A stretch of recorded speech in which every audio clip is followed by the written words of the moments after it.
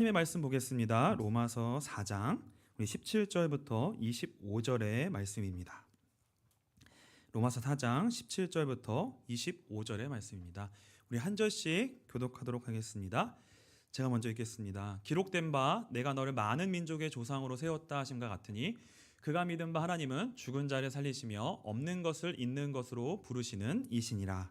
아브라함이 바랄 수 없는 중에 바라고 믿었으니 이는 내 후손이 이같으리라 하신 말씀대로 많은 민족의 조상이 되게 하려 하심이라. 그가 백산화되어 자기 몸이 죽은 것 같고 사라의 태가 죽은 것 같음을 알고도 믿음이 약하여지지 아니하고 믿음이 없어 하나님의 약속을 의심하지 않고 믿음으로 견고하여져서 하나님께 영광을 돌리며 약속하신 그것을 또한 능히 이루실 줄을 확신하였으니 그러므로 그것이 그들에게 의로 여겨졌느니라. 그에게 의로 여겨졌다 기록된 것은 아브라함만 위한 것이 아니요 의로 여기심을 받을 우리도 위함이니 곧 예수 우리 주를 죽은 자 가운데서 살리신 이를 믿는 자니라. 다 같이 읽겠습니다. 예수는 우리가 범죄한 것 때문에 내줌이 되고 또한 우리를 의롭다 하시기 위하여 살아나셨느니라. 아멘.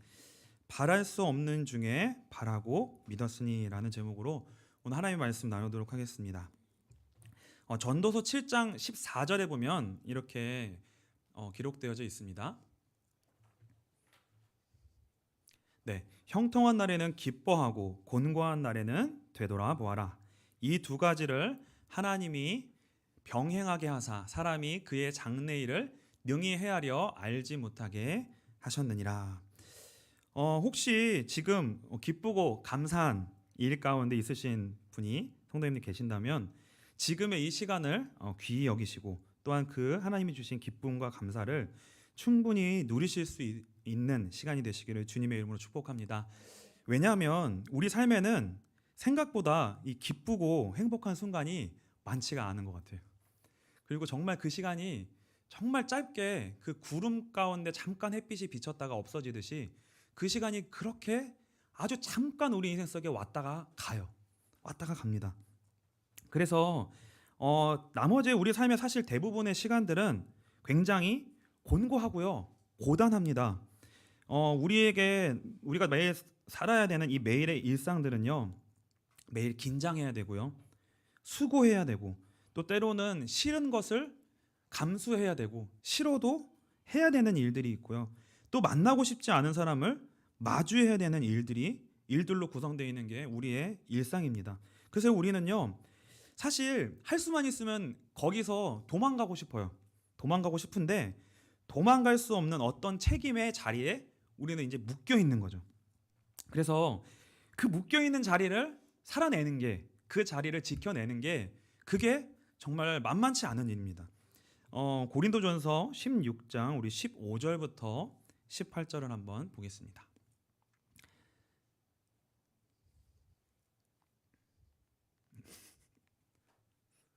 네, 민준사님 아직도 비슷하시네요. 제가 읽겠습니다. 형제들아, 스데바나의 집은 곧 아가야의 첫 열매요 또 성도 섬기기로 작정한 줄을 너희가 아는지라. 내가 너희를 권하노니 이 같은 사람들과 또 함께 일하며 수고하는 모든 사람에게 순종하라. 내가 스데바나와 브드나도와 아가이고가 온 것을 기뻐하노니 그들이 너희의 부족한 것을 채웠음이라. 그들이 나와 너희 마음을 시원하게 하였으니 그러므로 너희는 이런 사람들을 알아주라. 여기서 마음을 시원케 한 사람들에 대한 내용이 나오는데 이런 일들이 우리의 예배와 우리의 교회 가운데 있었으면 좋겠습니다. 왜냐하면 우리가 그 매일의 삶이 고단하고 수고한 그 매일의 일상이 사실은 온종일 어떻게 보면 전쟁터에서 전쟁하고 온 거예요. 그렇죠? 온종일 전쟁터에서 전쟁을 하고 왔는데 힘이 빠져 있을 수 있는 채로 우리가 교회로 오게 되는 거죠. 오늘도 그 일상 가운데 그 일상을 살아내는 가운데 얼마나 이미 애를 쓴 거예요.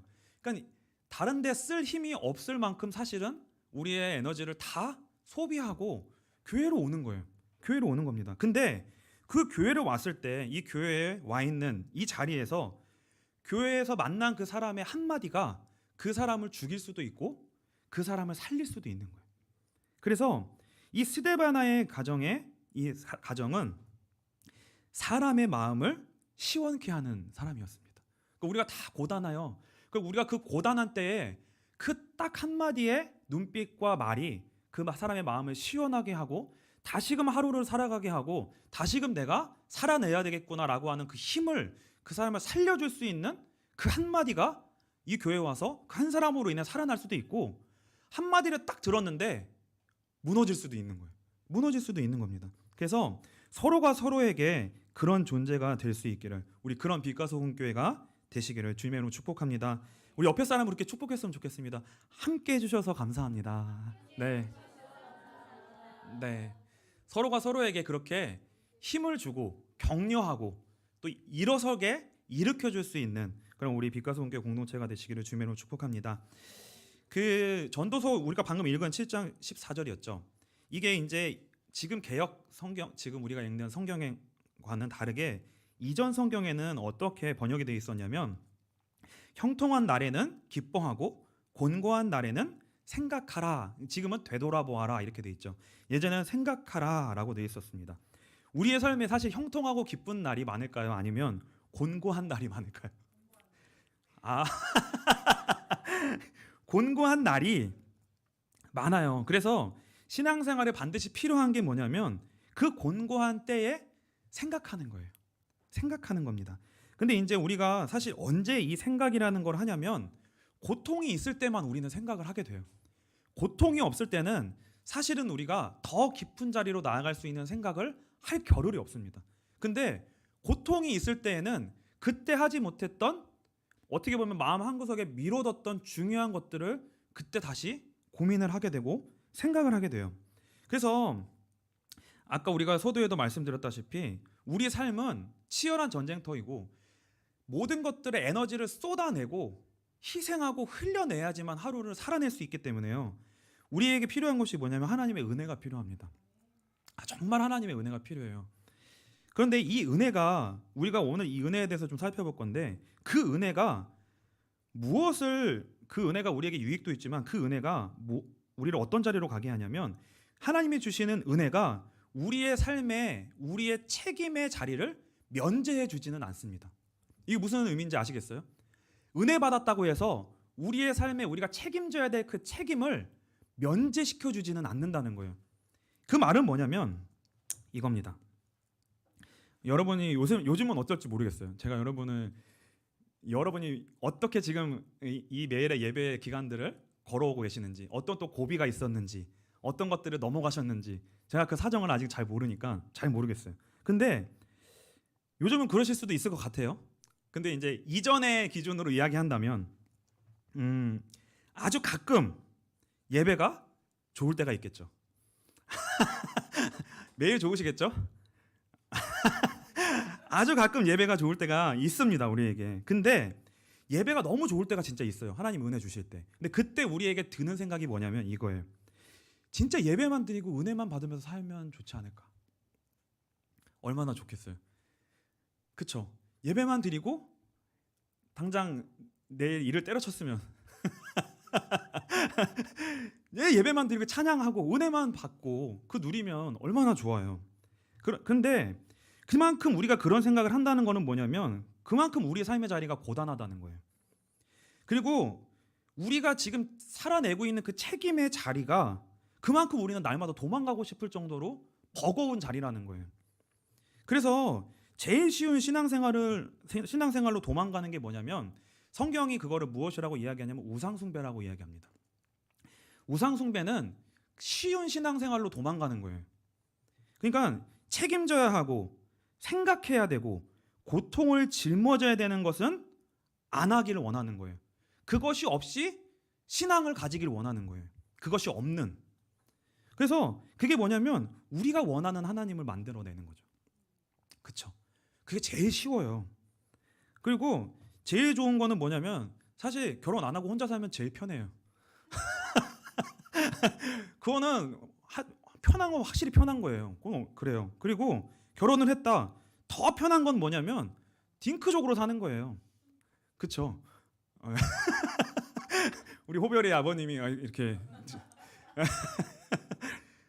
이게요, 그 편하고 정말 그렇게 내가 원하는 대로 산다고 하면 아이를 낳고 결혼을 하는 거는 힘든 일이에요.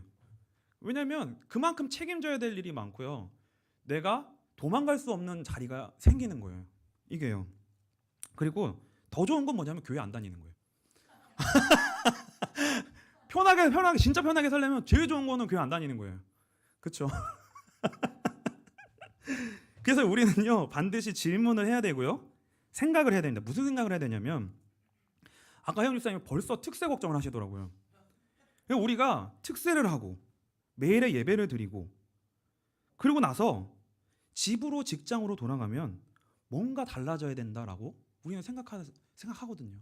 뭔가 좀 달라졌으면 우리가 이렇게 수고하게 매일의 예배를 드리고 특세를 하고 기도를 하는데 그 다음에 우리의 삶이 돌아갔을 때 좀 나아지면 좋지 않겠어요? 그게 좀 변화되면 좋지 않겠어요? 그래서 우리가 근데요 그게요 그대로예요. 그 자리가 그대로입니다. 그리고요 우리가 은혜를 특세나 매일의 예배를 그냥 드리지 않잖아요. 오늘도 민전사님이 우리가 매일에 한 번 예배 드릴 때 대충 드리지 않잖아요. 얼마나 그리고 예배를 드릴 때 오면서도 마음에 많은 시험을 거쳐서 오시고 그렇죠? 그리고 이 신앙생활 하는 가운데 얼마나 많은 것들을 우리가 사실은 하고 싶은 말, 뭐 화내고 싶은 거, 내가 내 마음대로 내 마음에 있는 것들을 하고 싶은 거를 사실은 이런저런 마음이 다 있는데 하나님 앞에서 예배를 드리면서 얼마나 그걸 삼키고 내 자신을 내려놓고 하나님 앞에서 그걸 회개하고 삼킨 게 한두 번이 아니잖아요.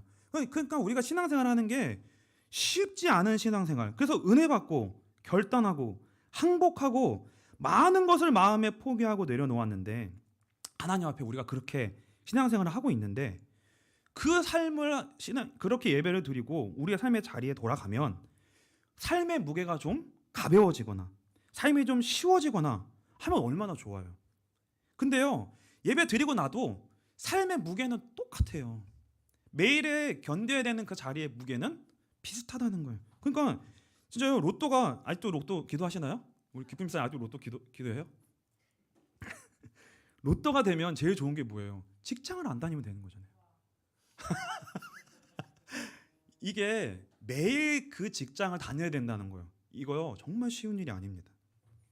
그러니까 일하지 않으면 생계를 유지할 수 없기에 싫은 마음을 삼키고 우리는 매일매일 그거를 삼키면서 가는 거예요. 그렇죠? 하루하루가 그냥 가는 하루가 어디 있어요?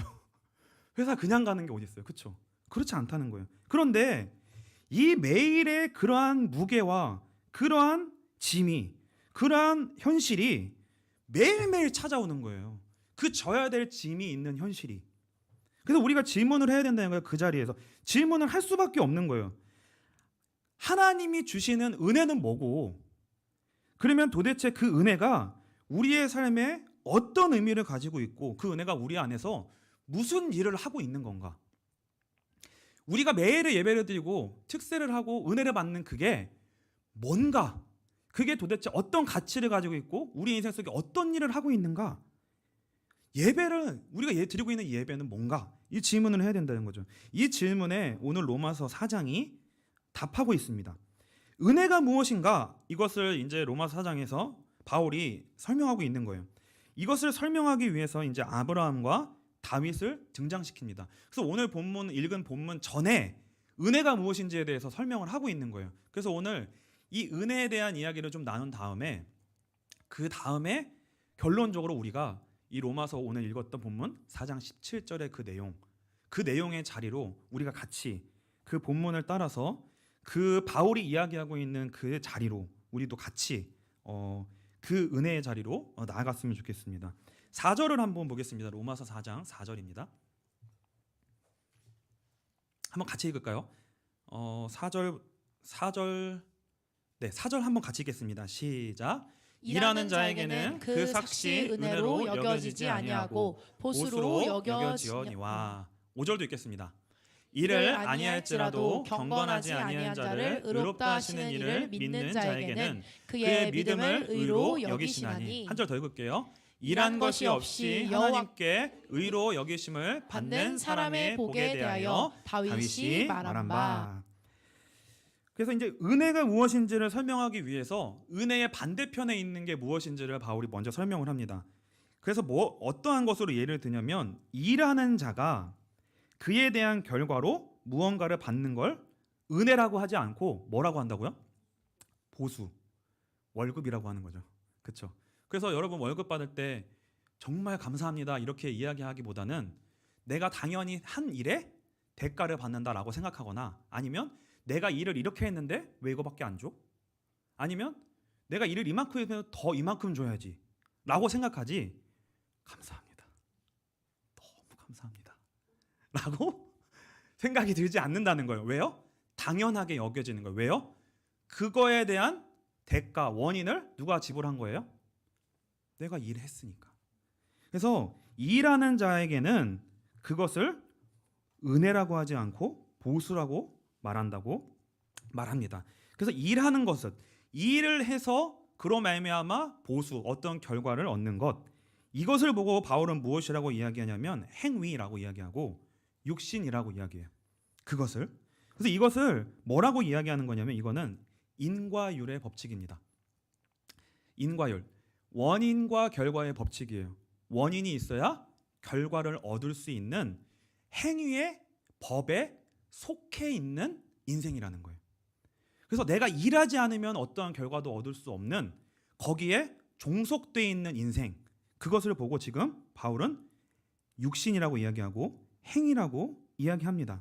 그래서 그것과 반대적이 되어 있는 게 바로 무엇이냐면 이거예요. 바로 이야기하고 있죠. 일하는 것이 없는데 나에게 자격과 조건, 나에게 원인이 없는데 뭐가 주어지는 거예요? 무언가 주어지는 거예요. 그러면 거기에 뭐가 들어가는 거예요? 그거를 성경은 은혜라고 이야기한다는 거예요. 은혜. 그래서 여러분 은혜를 우리는 이제 뭐라고 생각하셔야 되냐면 우리는 은혜를 감정적으로 생각할 수가 있어요. 내가 은혜 받았으면 좋잖아요. 그렇죠? 감정으로 생각할 수 있고 내가 어떤 힘을 얻은 것으로 생각할 수도 있고 어떤 능력이 나에게 임한 것을 은혜라고 생각할 수 있습니다. 근데 바울이 말하는 은혜는 지금 그것을 은혜라고 이야기하지 않고 무엇을 은혜라고 이야기하고 있냐면 우리의 신분과 존재 자체가 인과율에서 벗어난 존재가 되었다. 이것을 지금 바울은 은혜라고 이야기하는 거예요. 우리의 신분이 인과율에서 벗어난 존재가 됐다는 거예요. 이걸 하나님은 지금 바울은 은혜라고 이야기하고 있고 이 은혜를 설명하기 위해 지금 육신과 행위를 이야기한 거예요. 그러면 육신과 행위의 반대에 있는 거를 지금 바울은 뭐라고 이야기하고 있냐면 거기서 사용되는 게 믿음입니다. 여러분 믿음을 뭐라고 생각하세요? 우리 믿음, 우리가 지금 신앙생활하는 게 다 믿음이잖아요. 믿는다는 게 뭐예요? 믿는다는 게 뭐예요? 여러분 우리가 하나님 앞에 믿음도 뭐라고 생각할 수 있냐면 믿음도 우리가 하나님 앞에 제출해야 될 조건이라고 생각할 수 있어요. 믿음으로 나가야 되고 믿음을 보여야 되고 믿음을 행해야 되고 그럼 뭐가 되는 거예요? 믿음도? 조건처럼 되는 거예요. 그러니까 하나님 앞에 우리가 믿음을 조건으로 내밀어야 되는 것처럼 믿음을 생각하면 지금 바울이 이야기하는 믿음하고는 반대인 거예요. 우리가 조건으로 생각하면 그거는 믿음이 아니라 행위인 거죠. 그렇죠? 믿음은 행위가 아니라 행위가 아닌 인과율이 아닌 법칙 속에 우리가 들어간 것, 그것을 성경은 지금 믿음이라고 이야기한다는 거죠. 그럼 믿음은 진짜 복된 거예요. 하나님이 우리에게 믿음을 주셨다. 그 말은 우리가 구원, 인과율에서 벗어난 구원을 받은 은혜를 주셨다는 거예요.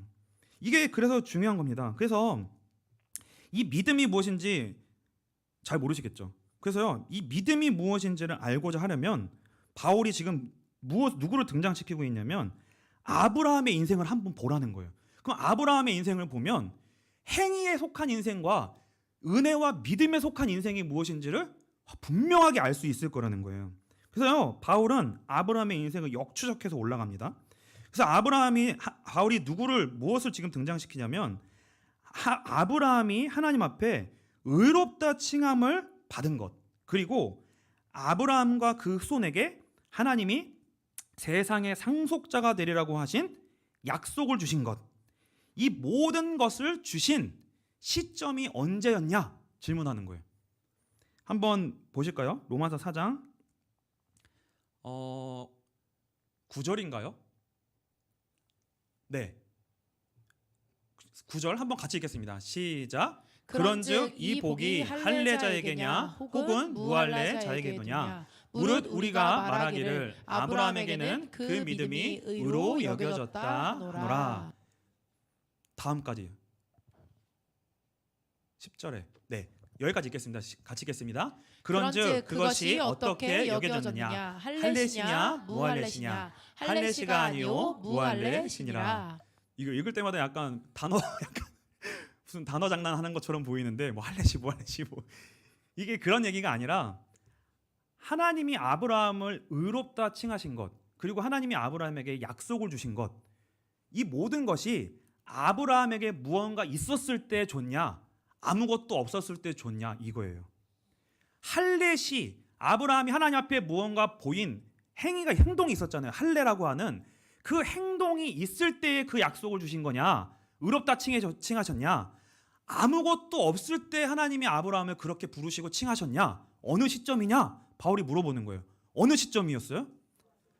무할례시 할례시냐 무할례 말이 어려운 것 같지만 할례가 없었던 때 그 말은 아브라함에게 하나님 앞에서 아브라함이 어떤 원인과 조건과 행위를 내놓을 수 없었을 때 아무 자격과 조건이 원인이 없었을 때 하나님이 뭘 주셨다는 거예요? 어떤 결과를 주셨다는 거예요.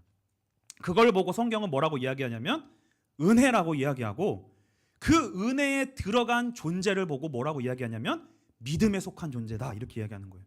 그러니까 믿음은 구원받은 존재를 말하는 거예요. 그러니까 완전히 다른 은혜에 속한 자가 됐다는 거예요. 이게요. 그래서 그 믿음의 대표 조상으로 아브라함을 불렀다는 거예요. 그러면 여러분이 우리가 아브라함을 볼 때 아브라함은 이런 믿음이 있었고 저런 믿음이 있었고 그럼 우리도 그렇게 해야 그렇게 되겠구나라고 생각하면 잘 본 거예요? 틀린 게 본 거예요? 아닌 거예요. 아브라함을 볼 때 뭐가 보여야 되냐면 나에게 지금 아무 자격과 조건이 없어요. 근데 아브라함을 보면 소망이 생겨야 되는 거예요. 왜요? 아브라함이 아무 자격과 조건이 없을 때 하나님 앞에 의롭다 칭함을 받고 은혜를 받은 자의 대표예요. 그러니까 은혜가 오고 믿음이 생기고 소망이 생기는 대표라는 거예요. 아브라함을 보면 그래서 아브라함이 믿음의 조상으로 소개되고 있는 겁니다. 그래서 아브라함의 시작으로 동일하게 그 은혜를 고백하는 믿음의 사람들이 조상이니까 그 다음에 나오게 된다는 거예요. 그 내용이 로마서 4장에 쭉 나오는 거예요. 로마서 4장 11절, 12절, 16절을 한번 보겠습니다. 11절, 12절을 한번 같이 한번 읽겠습니다. 시작. 그가 할례의 표를 받은 것은 무할례시의 믿음으로 된 의를 인친 것이니 이는 무할례자로서 믿는 모든 자의 조상이 되어 그들도 의로 여기심을 얻게 하려 하심이라. 또한 할례자의 조상이 되었나니 곧 할례 받을 자에게뿐 아니라 우리 조상 아브라함이 무할례시에 가졌던 믿음의 자치를 따르는 자들에게도 그러하니라. 이 무슨 말씀인지 아시겠어요? 그러니까 우리가 아브라함을 볼 때마다 소망이 자꾸 생겨야 돼요. 아브라함이 지금 우리가 가는 그 부르심의 길을 갔구나. 아브라함이 우리에게 믿음의 길인지 무엇인지를 먼저 보여줬구나. 지금 그 이야기를 하고 있는 거예요. 그래서 그것이 이 아브라함의 인생이 결국 이제 오늘날 우리의 인생까지도 연결된다라고 오늘 본문이 성경이 이야기하고 있는 거예요. 로마서 4장 23절부터 25절입니다. 로마서 4장 23절부터 25절입니다.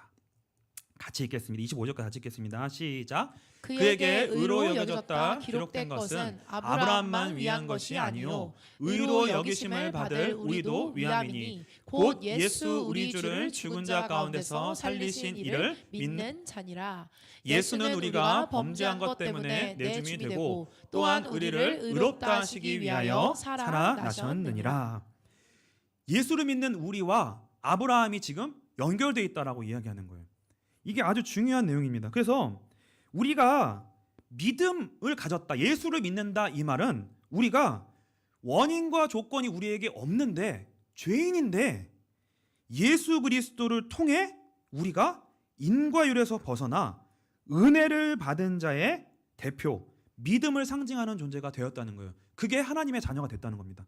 저 여러분이 하나님의 자녀가 된 거예요. 그럼 우리를 통해 무엇이 드러나냐면 우리 인생의 잘됨과 안됨을 통해 무엇이 드러나는 게 아니라 우리 존재 자체를 통해 하나님이 어떠한 분인지가 드러나는 거예요.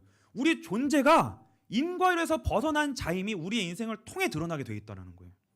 다른 것을 통해 드러나는 게 아니라. 그래서요, 이게 구원받았다는 거고, 이게 예수를 믿는 믿음이 그러니까 조건이에요? 아니죠.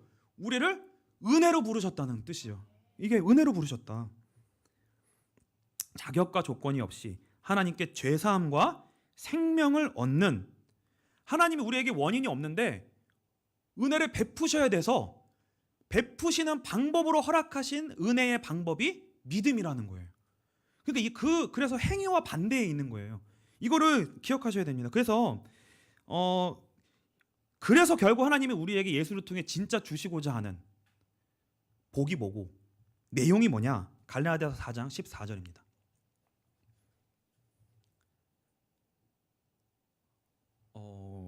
갈라디아서 4장 14절이 아니네요. 제가 다시 찾아보겠습니다. 갈라디아서 3장 14절인가 보다. 네, 갈라디아서 3장 14절입니다. 같이 읽겠습니다. 같이 읽겠습니다. 시작. 이는 그리스도 예수 안에서 아브라함의 복이 이방인에게 미치게 하고 또 우리로 하여금 믿음으로 말미암아 성령의 약속을 받게 하려 함이라. 아브라함에게 약속한 아브라함이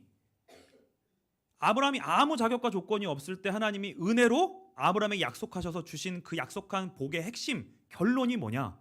그리고 그 아브라함과 동일하게 우리에게 하나님이 예수를 믿음으로 우리에게 주실 그 결론이 뭐냐? 성령이라는 거예요. 성령은 능력이 아니라 하나님이시죠. 하나님이 우리의 인생에 함께 하시는 것. 그래서 하나님이 우리 인생의 원인이 되시는 것. 하나님이 우리의 인생의 내용이 되어 주시는 것. 하나님의 일하심이 우리 가운데 일하심이 우리의 인생에 드러나게 되는 것. 그러면 여러분 생각해 보세요. 하나님이 일하시는 것을 통해 그 결과가 우리 인생에 드러난다면 우리는 무엇을 자랑하겠어요? 내가 뭘 했다라고 자랑하겠어요? 아니면 하나님이 나에게 은혜를 베푸셨다라고 자랑하겠어요? 그 대표라는 거예요. 그 대표. 그 우리가 받은 게 그래서 결국 뭐냐면 성령 하나님의 내주하심 임마누엘입니다. 오늘 그 기도 예배하기 기도 전에 우리 민전사님이 그렇게 기도하셨죠. 하나님이 주시는 어떤 것을 생각하고 바라고 그런 것으로 말미암아 감사하는 게 아니라 하나님 자신으로 인해 우리가 감사하고 하나님 자신을 원하는 것.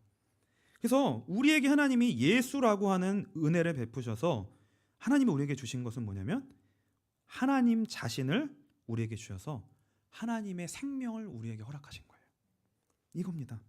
그래서 이게 이제 아브라함을 통해 계속 설명하는 거예요. 근데 이 아브라함에게 주신 이 은혜를 계속 설명하는 것을 통해 그렇다면 그 은혜가, 그 구원이, 그 믿음이 우리를 그렇다면 어떤 자리로 나아가게 하는가?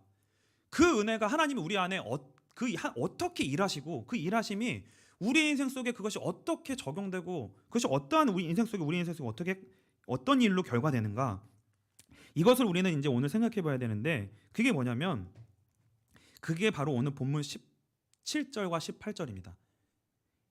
한번 같이 읽겠습니다. 17절 18절을 같이 읽겠습니다. 시작. 기록된 바 내가 너를 많은 민족의 조상으로 세웠다 하심과 같으니 그가 믿은 바 하나님은 죽은 자를 살리시며 없는 것을 있는 것으로 부르시는 이시니라. 아브라함이 바랄 수 없는 중에 바라고 믿었으니 이는 내 후손이 이같으리라 하신 말씀대로 많은 민족의 조상이 되게 하려 하심이라.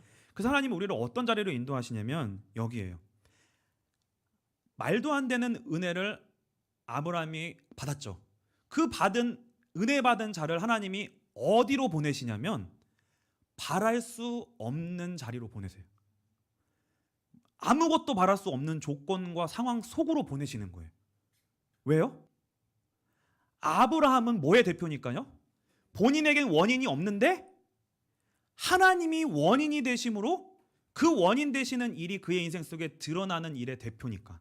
그래서 어디로 보내신다고요? 아무것도 없는 데로 보내신다는 거예요. 원인을 소망할 수 없는, 그러니까 우리가 생각할 때 소망이 없다라고 하는 자리로 보내신다는 거예요. 그 자리로.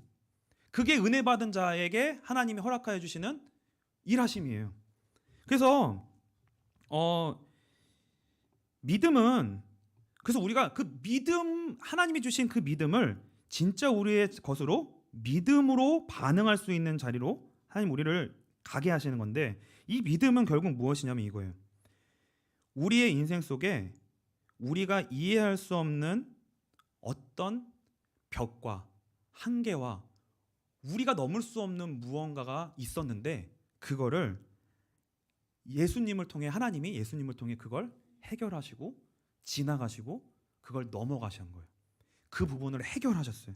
그래서 그 부분을 우리를 붙들고 우리가 넘을 수 없는 어떤 과정을 하나님이 넘어가신 거예요. 우리를 붙들고요. 넘어가셨어요. 그게 예수인데, 이 우리를 그래서 어떤 자리로 보내시냐면 이해할 수 없는 자리로 보내신다는 거예요. 우리 자리가 이게 뭐지? 내가 왜 여기에 있지? 이해할 수 없는 자리. 내가 왜 여기서 이런 삶을 살아야 하지? 라는 자리로 그래서 보내신다는 거예요. 그러니까 매일 예배를 드리고, 그리고 또 은혜를 받고 특세를 했고, 우리가 또 그냥 신앙생활을 하지 않잖아요. 우리는 더 지금 하나님 앞에 더 본질적인 자리로 나아가면서 힘쓰고 애쓰는, 더 하나님이 원하시고 기뻐하시는 예배가 무엇인지를 더 생각하고 고민하면서 더 하나님 앞에 바른 예배를 드리기 위해 애쓰고 있단 말이에요. 그만큼 지금 저 여러분이 이 교회에서 더 질이 다른 헌신과 봉사를 하고 있어요. 그렇죠? 그 헌신과 봉사, 하나님이 주시는 그 우리의 신앙의 은혜 가운데 그것들을 통해, 그런 것이 우리에게 주어졌기 때문에 우리의 삶에 어떤 응답과 보상이 주어지는 자리로 우리를 보내시는 게 아니라, 그 우리에게 주신 그 모든 은혜가, 지금 우리가 받고 있는 그 모든 훈련과 그 모든 하나님 우리에게 허락해 주시는 모든 은총들이 다 우리를 어디로 보내시냐면, 우리가 힘들어하는 그 삶의 조건과 상황 속에 들어가서 순종함으로 살아내기 위한 그 일을 위해 지금 우리는, 하나님이 우리에게 은혜를 주고 계신다는 거예요. 결국은 그 일을 위해 은혜를 주고 계신다는 거예요. 그러니까 보세요. 아브라함이 지금 어떤 자리까지 보냄을 받는 거냐면, 여기까지 아브라함이 보내심을 받은 거예요.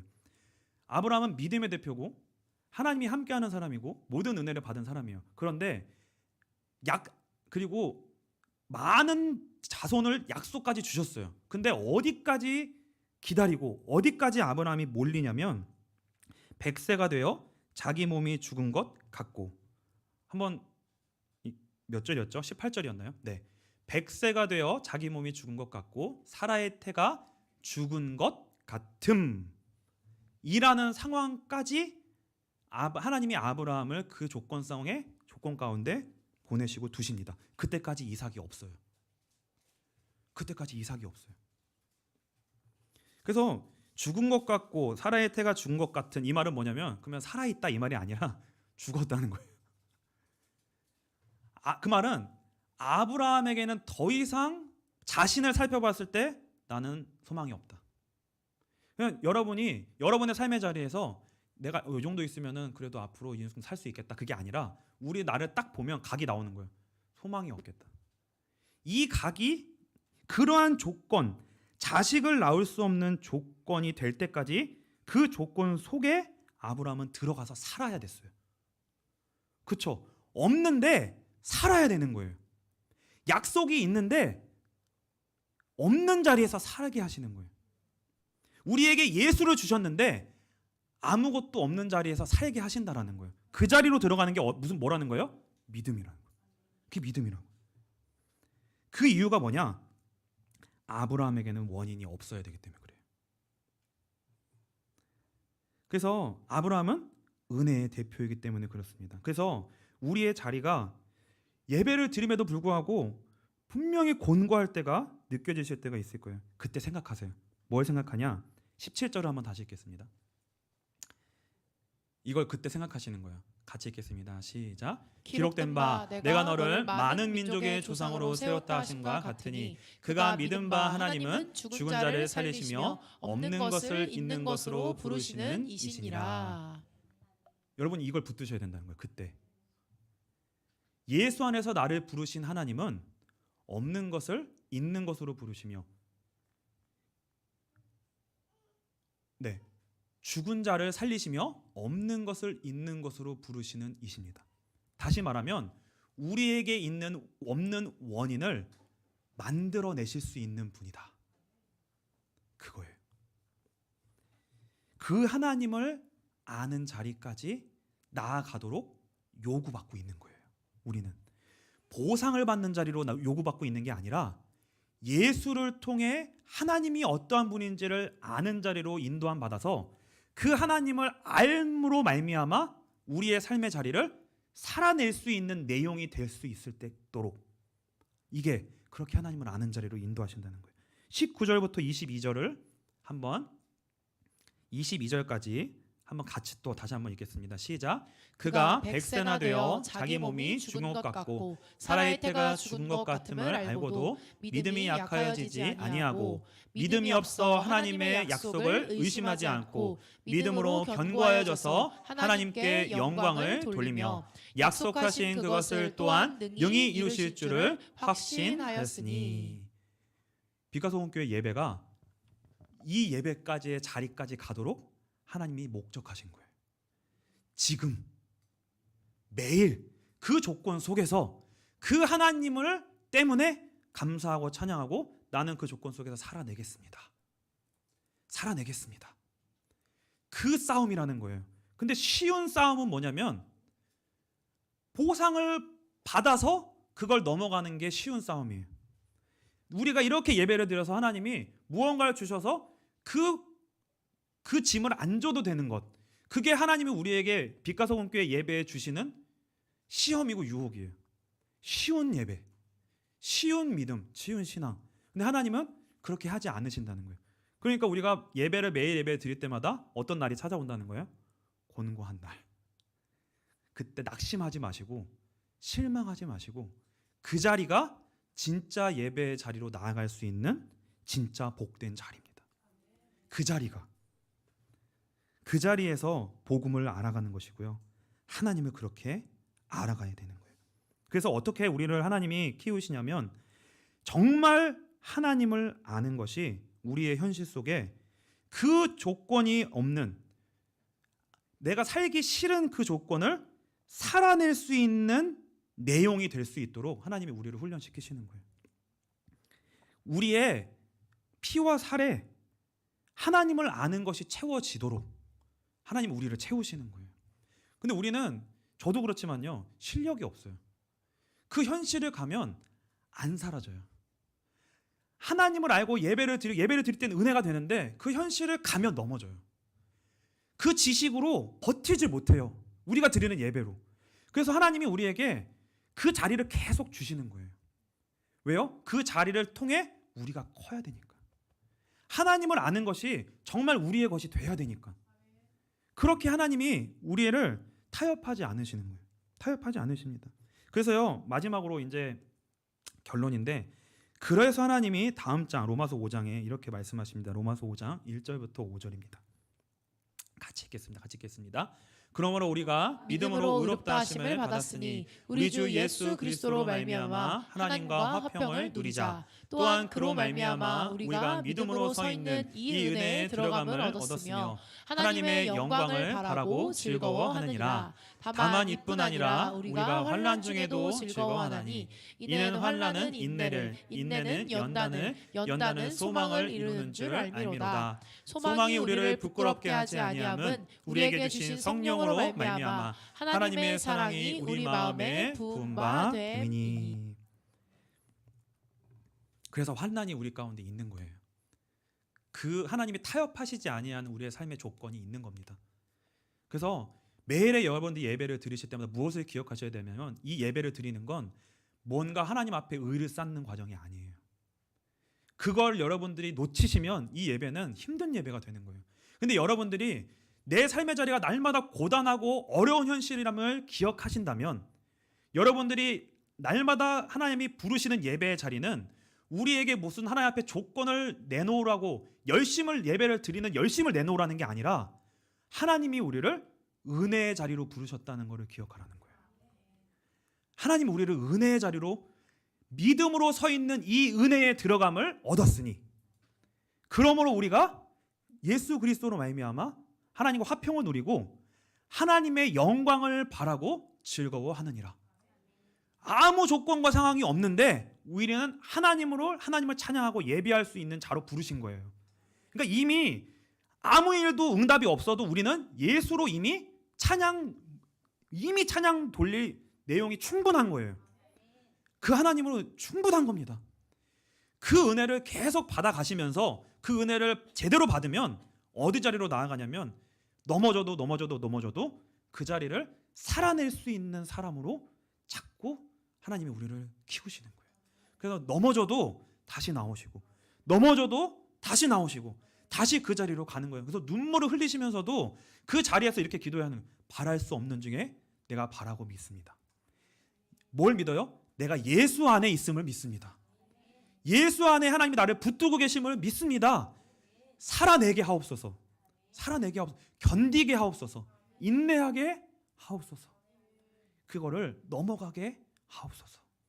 그래서 그렇게 이 빛과 소금 교회의 예배가, 우리 모든 성도님들의 예배가 정말 예수가 우리의 복된 은혜의 내용이 되어서 그 하나님이 우리의 삶에 진짜 우리를 살게 하는 내용이 되어서 누구도 갈 수 없는, 누구도 다 가기 싫어하는 그 자리에서 하나님의 사람으로서의 책임을 지시고 역할을 감당하시고 그 자리에 여러분들이 서 계실 수 있는, 그래서 여러분들을 볼 때 마음이 시원케 되는 거예요. 여러분, 다른 사람이 힘을 얻는 거예요. 그리고 여러분을 볼 때 저 사람은 저 사람처럼 내가 못하겠다, 그게 아니라 저 사람을 볼 때 저거는 하나님의 은혜다. 나도 은혜 받으면 그 자리로 하나님이 키우시겠구나.